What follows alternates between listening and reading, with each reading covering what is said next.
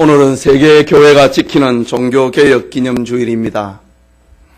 루터가 신앙개혁 95개 조항을 비텐베르그 대학교의 정문에 붙인 날이 1517년 10월 30일이어서 금년이 501주년이 됩니다. 종교개혁은 서구 교회에서 일어난 사건이지만은 그 영향력과 파급 효과는 전 세계적이었습니다. 이유는 하나님의 구속 경륜과 연관이 되어 있는 것이기 때문입니다. 구원에 이르기 위해 몸부림치던 루터에게 하나님의 선물인 구원은 오직 은혜 그 자체였습니다. 그러나 이 진리를 깨닫기까지 루터는 그토록 긴 밤을 보내야만 했습니다. 그가 이 쉽고도 은혜로운 진리를 눈앞에 두고 발견할 수 없었던 것은 진리가 덮여져 있거나 진리가 봉해져 있었기 때문이 아닙니다. 진리가 열려져 있음에도 불구하고 교회의 제도와 가르침이 반대로 향하고 있었기 때문에 닫혀버렸습니다. 로마 교회는 구원이라고 하는 것은 하나님의 은혜 아래서 인간의 선행과 공로로 획득되는 것이라고 가르쳤습니다. 수도사였던 루터 역시 이 구원을 성취하기 위하여서 온갖 노력을 다 기울여 보았습니다. 그러나 그의 노력은 마음의 구원의 기쁨을 가져다 주기보다는 하나님의 낯에 대한 두려움과 심판에 대한 공포만 찾아왔습니다. 로마 교회의 가르침과 제도가 루터를 비롯한 그 시대의 모든 교인들을 그렇게 만들어 버렸기 때문입니다. 루터에게 남은 신음이 있다고 하면은 바울의 절규대로 오호라 나는 곤고한 사람이로다 이 사망의 몸에서 누가 나를 건져내랴 라는 이 부르짖음 뿐이었습니다. 로마 교회는 중세 1000년 동안에 하나님이 이루어 놓으신 구원의 복음을 곤고하고 고통스러운 것으로 바꾸어 놓아버린 것입니다. 여러분, 로마 교회가 그리스도께서 이루어 놓으신 구원을 소용없는 것으로 만들어버린 것과 같은 사건이 처음 일어난 것은 아닙니다. 해 아래 새 것이 없는 것처럼 초대 갈라디아 교회 안에서도 이런 일이 일어났습니다. 오직 예수 그리스도를 믿음으로 구원 얻는 진리를 받은 갈라디아 교회에 유대주의 기독 신자들이 가만히 들어왔습니다. 그들은 예수 믿음에 유대인의 전통과 할례와 선행이 더해져야 구원을 얻을 수 있다고 가르친 것입니다. 이 사실을 알게 된 바울은 예수 그리스도 외에는 다른 복음이 없다고 선언합니다. 오늘 종교개혁 기념주의를 맞이하면서 오직 예수라는 제목으로 하나님의 말씀 받고자 합니다. 말씀을 듣는 우리 모두에게 오직 예수라고 하는 하나님의 은혜가 가득하기를 소원합니다. 첫째로 초대 갈라디아 교회에 나타난 다른 복음입니다. 우리가 잘 아는 사도 바울은 다메섹 도상에서 부활하신 예수님을 만나고 3년 동안 아라비아 광야에서 회심의 시간을 가졌습니다. 그리고 고향 다소를 중심으로 하고 지난날 자신의 무지와 악행을 회개하며 성경을 연구하고 전도하는 세월을 11년 정도 보냅니다. 그러던 어느 날 안디옥 교회의 지도자 바나바가 찾아왔습니다. 안디옥 교회에 일어난 하나님의 구원 역사를 설명을 하면서 나와 함께 안디옥에 가서 주님의 교회를 돌아보자고 제안한 것입니다. 바나바의 요청을 수락한 바울은 바나바와 함께 안디옥 교회에서 성도들을 가르쳤습니다. 1년이 조금 넘었을 즈음에 성령의 지시로 안디옥 교회는 바울과 바나바를 선교사로 파송하게 됩니다. 이때가 AD 46년경입니다. 바울과 바나바는 수리아 안디옥에서 출발해서 지중해의 섬 구브로를 거쳐서 갈라디아 지방으로 도착합니다. 갈라디아 지방은 오늘날 터키의 중심부에 해당됩니다. 여기에는 크게 네 도시가 위치하고 있었는데 비시디아의 안디옥, 이고니온, 루스드라, 더베, 이 네 지역을 가리켜서 갈라디아라고 부릅니다. 바울은 1차 전도 여행 중에 이 네 곳을 중심으로 전도합니다. 바울이 이 갈라디아 지방 가운데 루스드라고 하는 곳에서 전도를 할 때는 유대주의자들의 분노를 사게 되고 결국 돌에 맞아 죽게 됩니다.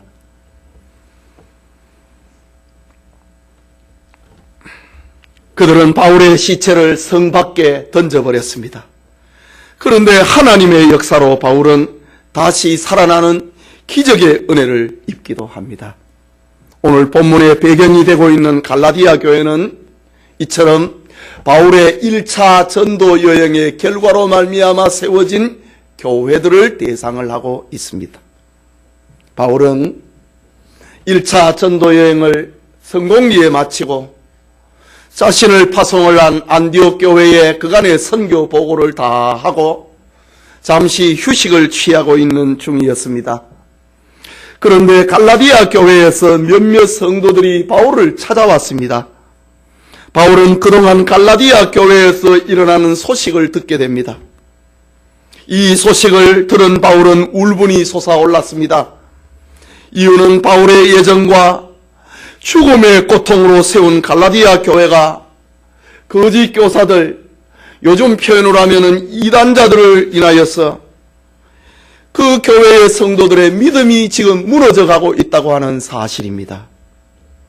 바울은 마음이 급했습니다. 초조했습니다. 바울이 얼마나 다급했던지 오늘 이 성경 갈라디아서를 쓰면서 짤막한 문안 인사만 하고 본론으로 들어갑니다. 그 내용은 오직 예수 그리스도의 죽으심과 부활, 믿음으로 얻는 구원 외에는 다른 복음이 없다고 하는 것이었습니다. 오직 예수 그리스도 한 분만으로 충분하다고 하는 것이 바울의 가르침이었습니다. 본문 4절과 5절의 말씀 함께 읽겠습니다. 그리스도께서 하나님 고 우리 아버지의 뜻을 따라 이 악한 세대에서 우리를 건지시려고 우리 죄를 대속하기 위하여 자기 몸을 주셨으니 영광이 그에게 세세토록 있을지어다. 아멘. 복음은 이 4절입니다. 3절입니다. 이게 복음이라 이거지요.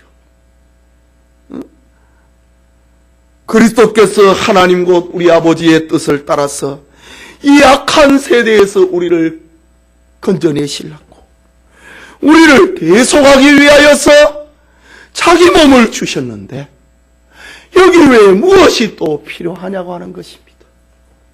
바울은 그리스도께서 우리 죄를 대속하기 위하여서 자신을 주셨다고 했습니다.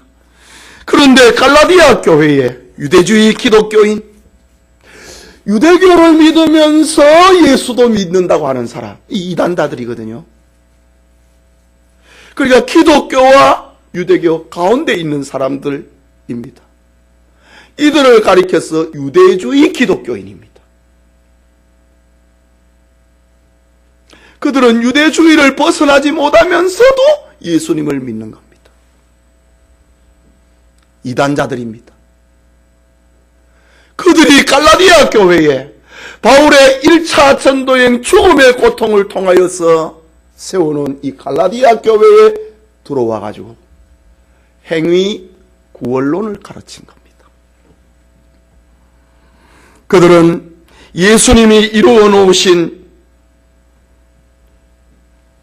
하나님이 이루어 놓으신 구원, 오직 예수 구원을 믿음으로만 받는 것이 아니고 예수도 믿고 유대인의 전통과 할례를 더해야 구원을 얻을 수 있다고 가르친 겁니다. 예수를 안 가르치는 게 아닙니다. 예수님을 말하면서도 유대교회의 전통과 규례와 율법을 다 지켜야 구원 얻을 수 있다는 겁니다. 오늘날 이단들이, 이런 형태의 이단들이 얼마나 많습니까? 그야말로 다른 복음이었던 겁니다. 오직 예수만이 복음인데 거기에 무엇을 더하는 것? 다른 복음이었습니다. 이런 사실에 바울은 깊은 탄식과 더불어서 안타까워하고 있는 장면을 6절에 기록하고 있습니다. 6절 함께 읽겠습니다. 그리스도의 은혜로 너희를 부르신 이를 이같이 속히 떠나 다른 복음을 따르는 것을 내가 이상하게 여기노라. 바울은 갈라디아 교인들이 하나님이 이루어 놓으신 은혜의 복음을 버리고 다른 복음을 쫓는 것을 이상하다고 합니다. 그런데도 또 이상한 것은 바울이 지금 갈라디아 교회를 떠나온 지 얼마 안 됐거든요. 한 1년 정도밖에 지나지 않았습니다. 그런데 이렇게도 빨리 은혜의 복음을 버렸는가? 이런 탄식입니다. 갈라디아 교회를 향한 바울의 실망은 유대주의를 추종하는 것이 그리스도의 십자가를 버리는 것이라고 라는 말입니다. 하나님께서 어쩔 수 없는 인간에게 은혜로 주신 구원을 버리는 행위가 되기 때문에 그렇습니다. 오직 예수 그리스도를 믿음으로 구원을 얻는데 행함이 따라와야 된다. 할례를 행하고 율법을 지켜야 된다. 이것이 더하면은, 이것을 더해지면은 그리스도의 십자가는 버리는 것이 됩니다. 구원은 오직 예수님으로 100% 꽉 차 있어야 구원입니다. 거기에 무엇을 더하면은 이거는 버리는 것이 됩니다. 구원에 있어서는 오직 하나님의 은혜뿐입니다. 오라, 나는 공고한 사람이로다. 이 사망의 몸에서 누가 나를 건져내랴. 이것이 하나님의 은혜에서 자기 노력으로 뭘 해보려고 했던 바울의 모습입니다. 은혜 속에서 행위로 구원을 얻을 수 있다. 그 결과는 사망의 몸에서 누가 나를 건져내랴. 이런 절규가 나오게 됩니다. 그러니 구원은 오직 예수 그리스도로 말미암아 오는 겁니다.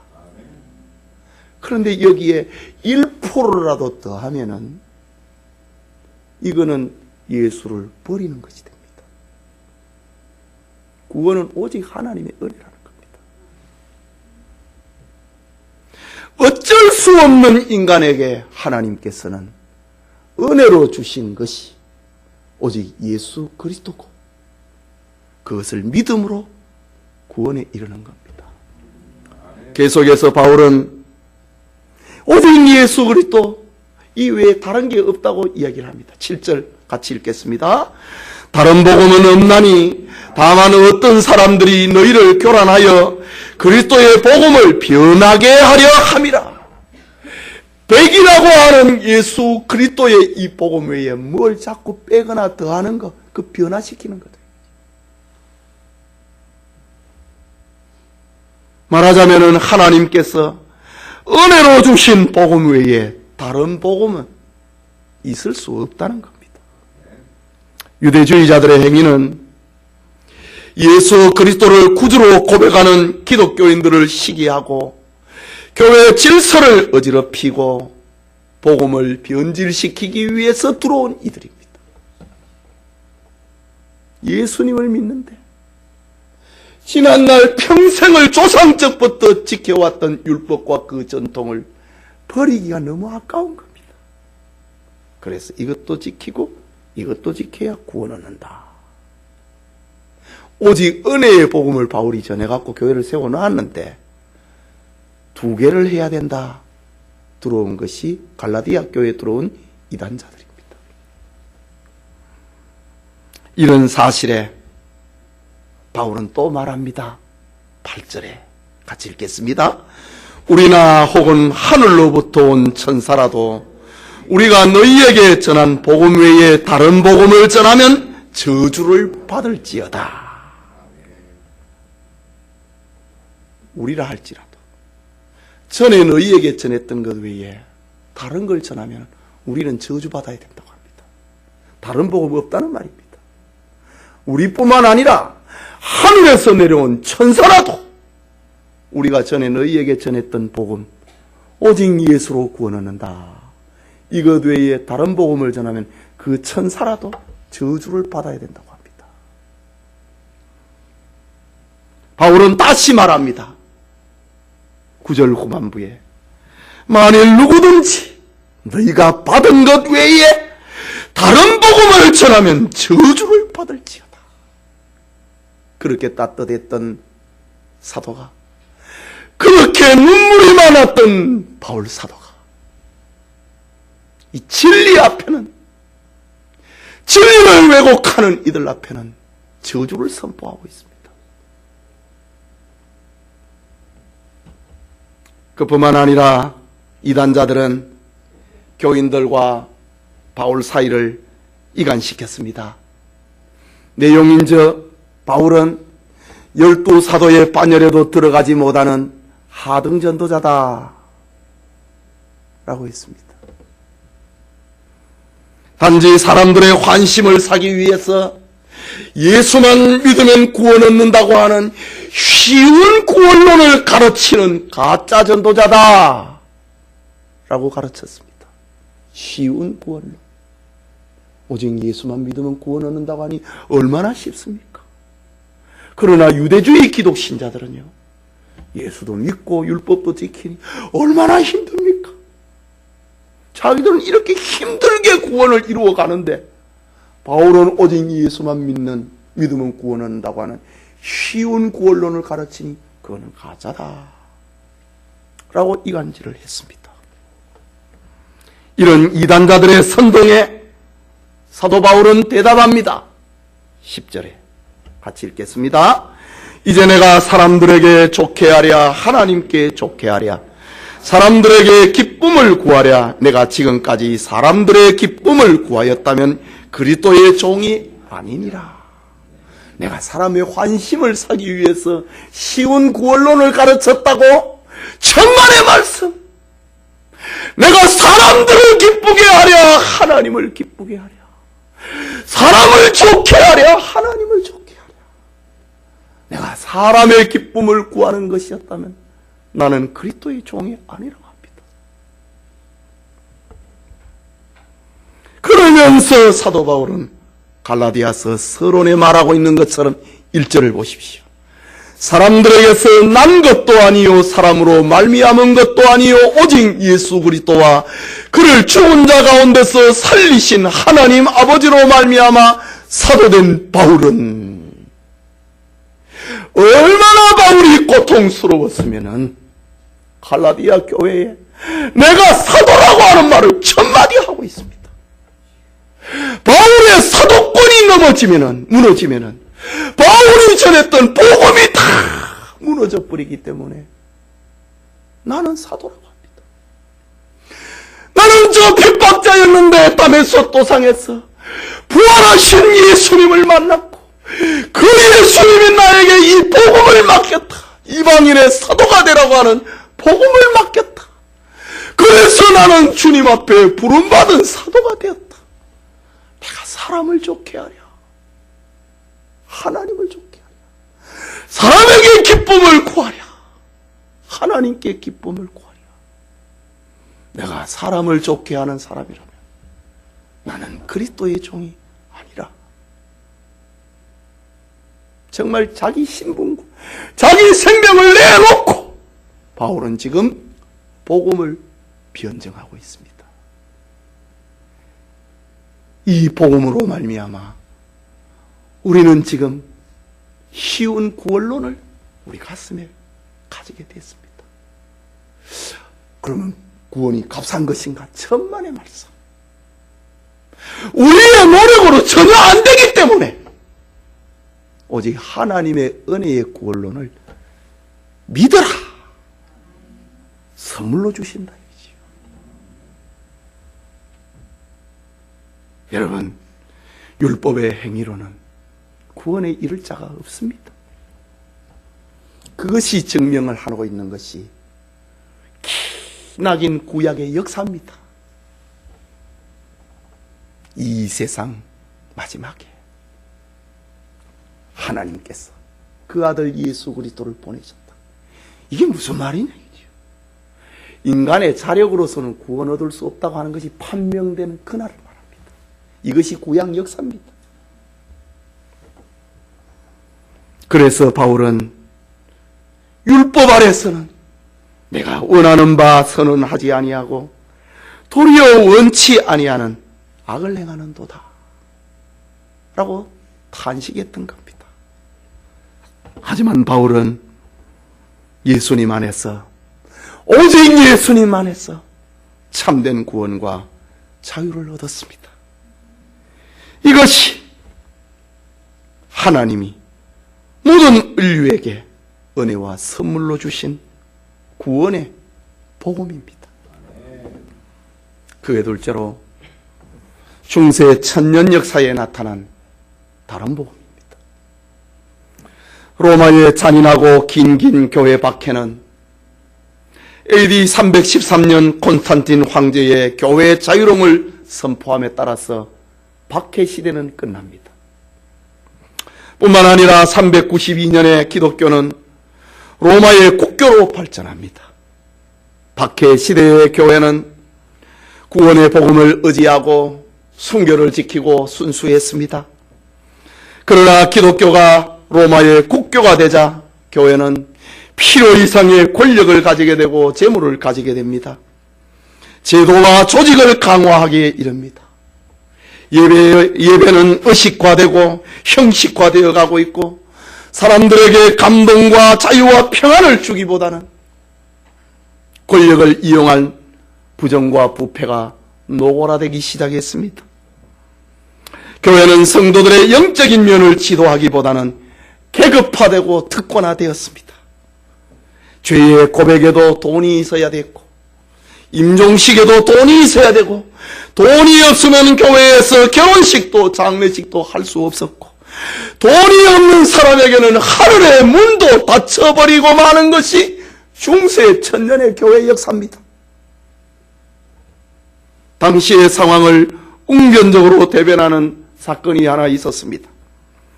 독일의 색소니 지방의 한 교회에 마리아와 아기 예수의 초상이 있었습니다.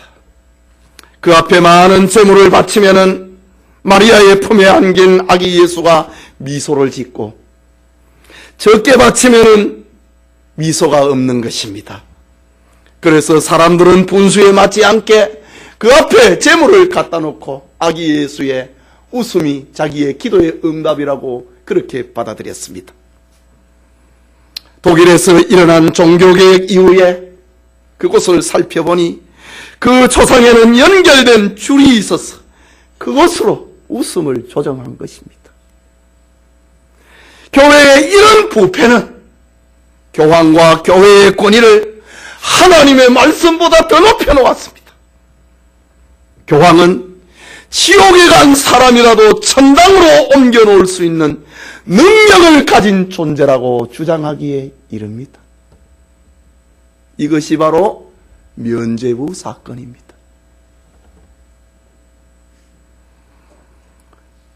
물론 성경으로 돌아가자고 하는 부르짖음이 깨어있는 진리의 종들을 통하여서 일어났습니다. 그러나 그 시대의 로마 교회는 세속 권력을 군대를 동원을 해가지고 개혁자와 그 추종자들을 모조리 죽여버렸습니다. 중세 천년 동안에 자행된 로마 교회의 참된 기독 신자 박해는 1, 2차 세계대전에 죽은 자보다 더 많습니다.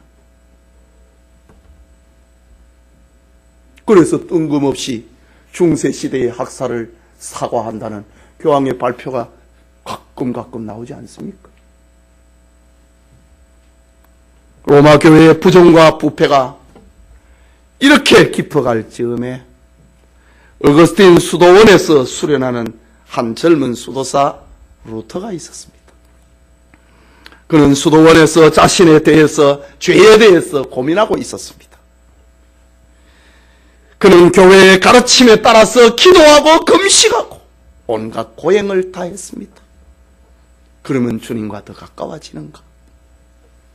그의 영적 민감성은 루터의 고의 신부 스타우피츠를 찾아가서 하는 말, 내가 나쁜 마음을 먹었습니다. 질투를 했습니다. 하나님을 의심했습니다. 이런 고의 성사를 하루에도 20번씩이나 찾아가기도 했습니다.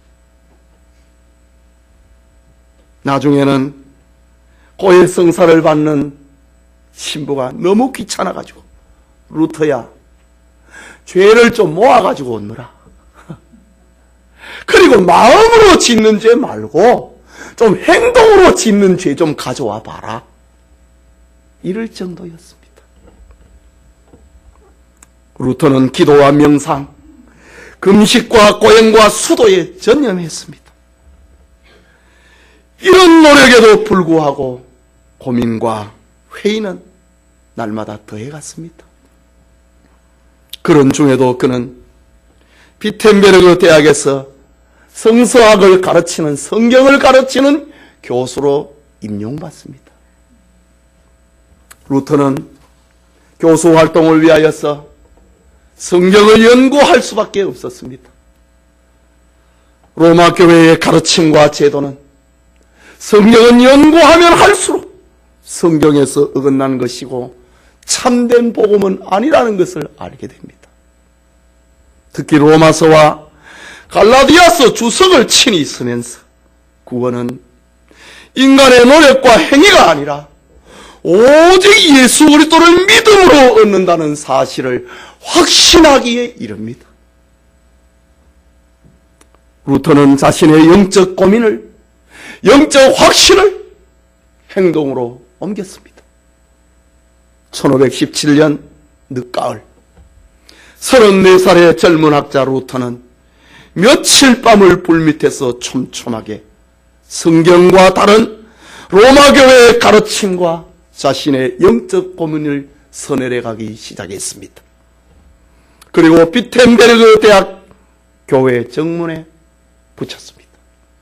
성곽 입구에 위치하고 있는 대학 교회는 교수들과 학생들이 빈번하게 드나드는 것이고, 교회의 출입문에는 대학에서 일어나는 행사를 알리는 게시판 역할을 하는 곳이었습니다. 루터가 거기에 붙여놓은 게시물에는 이렇게 시작됩니다. 비텐베르그 대학의 교수인 마르틴 루터 신부는 진리를 사랑하고 진리를 밝히려는 소망으로 아래와 같이 성명서를 발표합니다. 이 성명서에 관해서 대학 안에서 토론하고자 합니다.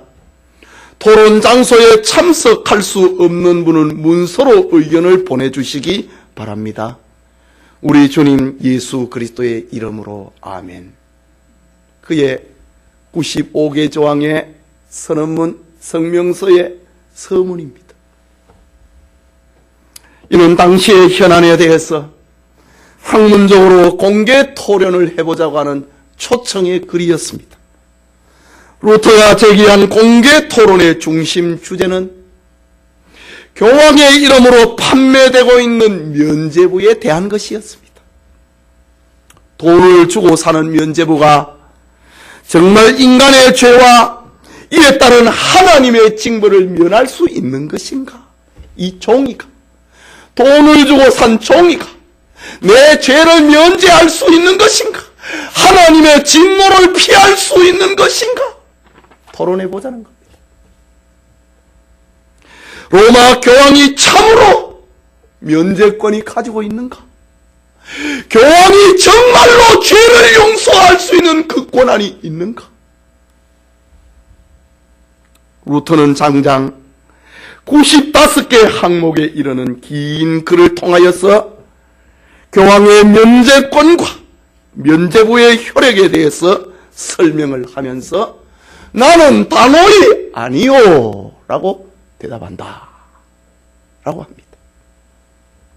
여러분, 사람은 오직 예수 그리스도를 믿음으로만 의롭다함을 얻고 오직 믿음으로만 구원 얻는다는 진리를 성경을 통해서 루터는 눈을 뜬 것입니다. 이처럼 루터는 성경에서 진정한 평안, 진정한 위로, 진정한 생명을 얻은 것입니다. 그는 자신의 견해를 밝힌 95개의 조항이 몰고 올 해일과 같은 역사의 물결이 일으키리라고는 예상을 하지 못했습니다. 교회 개혁이라고 하는 역사의 대변혁에 자기가 중심이 되어버릴 줄은 생각도 하지 못했습니다. 그는 단지 구원을 향한 자신의 영적 고민을 토론하자고 한 것이었습니다. 그러나 독일의 비텐베르그 대학과 그의 95개의 조항은 당시의 로마 카톨릭 교회의 근본을 흔들어 놓는 진원지가 되어버리고 말았습니다. 또 루터가 95개 조항을 대학교의 정문에 붙인 그날 1517년 10월 31일은 교회사에 있어서 종교개혁이라고 하는 새로운 장을 여는 역사적인 날이 되었던 것입니다. 오늘 우리가 얻은 구원과 안식과 평화와 자유는 이처럼 성경으로 돌아가서 성경에서 얻은 오직 예수로 말미암은 축복입니다. 구원은 인간의 무슨 노력이나 공로가 1%도 들어감이 없이 순전히 예수 그리스도를 믿는 믿음으로 오는 축복인 것입니다.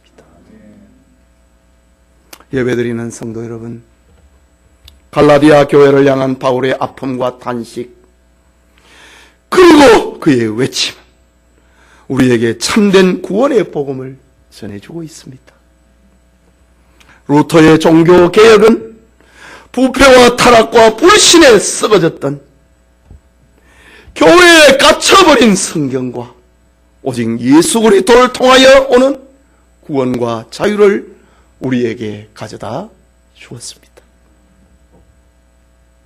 그러나 이것이 끝일 수가 없습니다. 오늘의 한국교회를, 오늘의 우리를 돌아봐야 됩니다. 오늘의 한국교회는 성경과 종교개혁의 정신 위에 그것을 기초로 하고 세웠습니다. 그러나 전통과 정신은 지금 유물이 되어가고 중세교회를 답습하고 있습니다. 오늘의 교회는 중세교회 못지않게 교회주의에 빠져들고 있습니다. 교회주의 말입니다. 교회는 세상을 위하여서 이웃을 구원하기 위해서 존재해야만 함에도 교회 자체만을 위하여서 온갖 재정과 힘을 쏟아붓고 있는 한국교회입니다. 교회는 비전이 없고 사명도 애매해져 가고 있습니다. 이것이 한국교회의 현실이고 교인들의 현실입니다. 한국교회는 하나님의 말씀과 그리스도의 복음보다 제도와 조직, 권위 그리고 건물을 더 숭배하고 있습니다.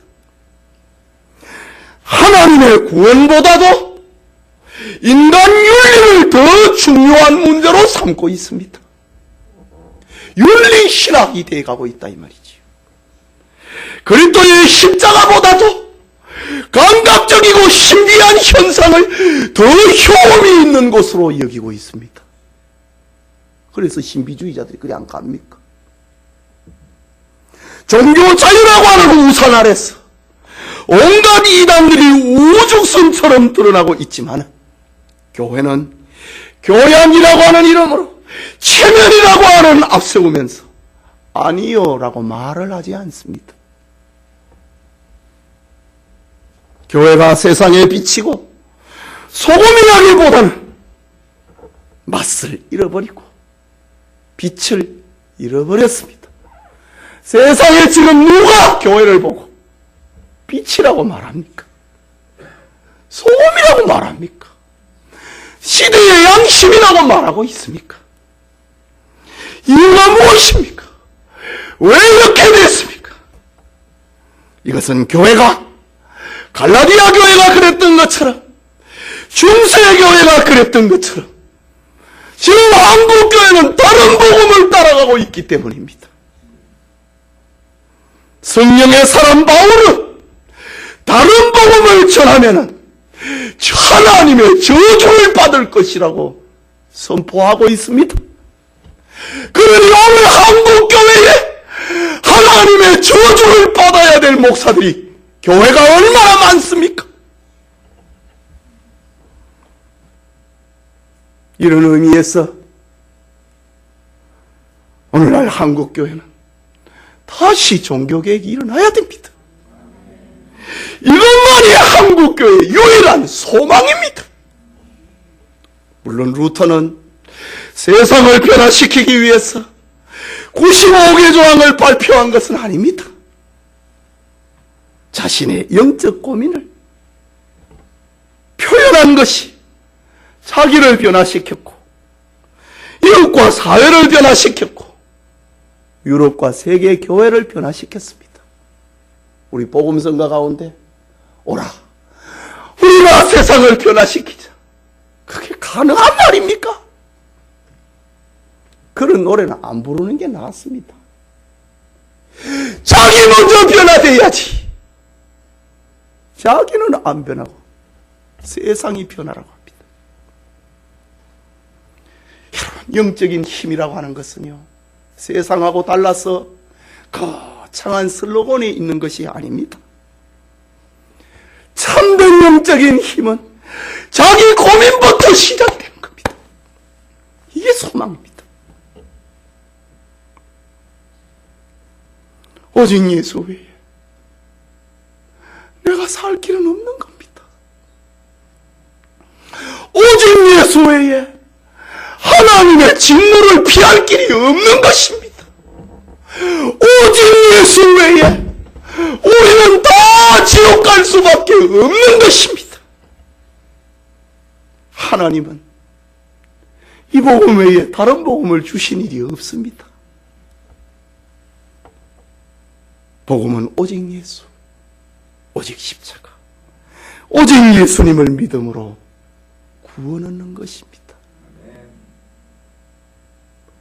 구원 얻은 너희들이 세상의 빛이 되라, 소금이 되라. 복음은 이것밖에 없다는 빛이 되어주라는 겁니다. 복음은 이것밖에 없다는 소금이 되어주라는 말입니다. 윤리가 아니고 이 진리 위에 우리 모두가 굳게 서고 이 진리 위에 우리 교회를 굳게 세우고 이 진리 위에 우리 총회와 한국교회와 세계교회가 굳게 서기를 소원합니다. 우리 같이 기도하겠습니다. 오늘 말씀을 생각하고 여러분, 개혁이라고 하는 것은 거창한 슬로건이 아닙니다. 우리 각자의 영적인 고민으로부터 시작되는 겁니다. 루터는 성경과 다른 가르침과 삶을 돌아보니 95개 했습니다. 여러분은 성경과 다른 여러분의 삶은 몇 개라고 생각합니까? 고민해야 됩니다. 그래야 소망의 빛이 비칩니다. 우리를 돌아보고 우리 가정을 돌아보고 우리의 삶의 변화, 변혁, 개혁이 일어나는 그것이 참된 종교개혁의 정신입니다. 이거를 유물로 만들면 안 되는 겁니다. 교회는, 이 땅의 기독교회는 종교개혁의 정신을 담는 그릇입니다. 그릇만 붙들고 정신을 비워버리면 안 된다 이 말입니다. 기도합시다.